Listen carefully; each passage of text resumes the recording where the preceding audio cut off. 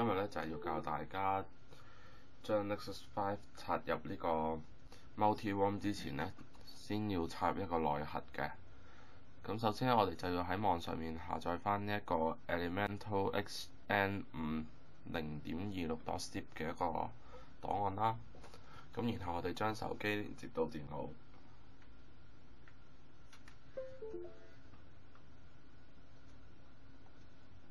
好啦，連接到電腦之後咧，我哋就將下載咗嘅呢一個 zip file 咧，就放入去我哋手機嘅內部儲存空間。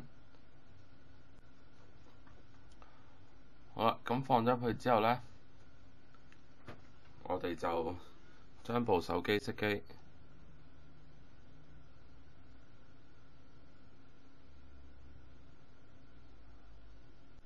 咁熄咗機之後咧，我哋就長撳住電源鍵同埋音量減進行開機。好啦，咁隔咗一陣，我哋就會見到呢一個 Fast Boot 模式㗎啦。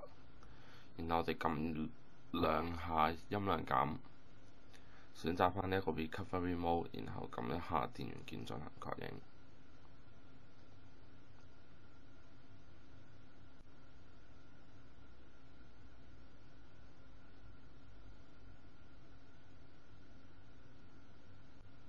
好，咁進入咗 Recovery Mode 之後咧，我哋就揀翻 Install，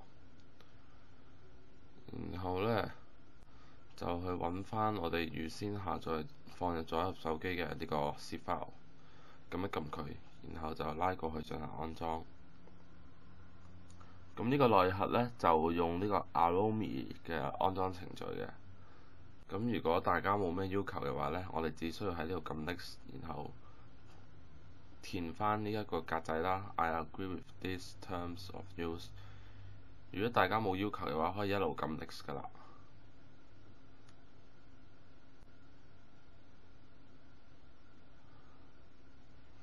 好啦，嚟到最後呢一步咧，我哋揀翻 Install Elemental X。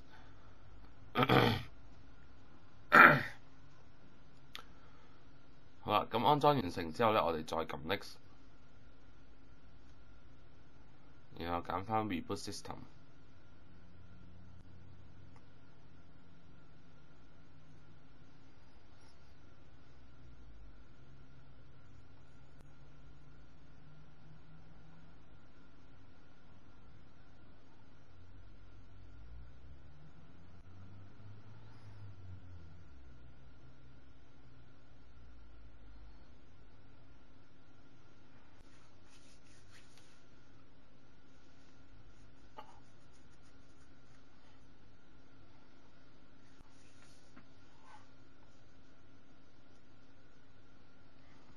好啦，咁開翻機之後咧，我哋就去翻設定裏邊，然後關於手機，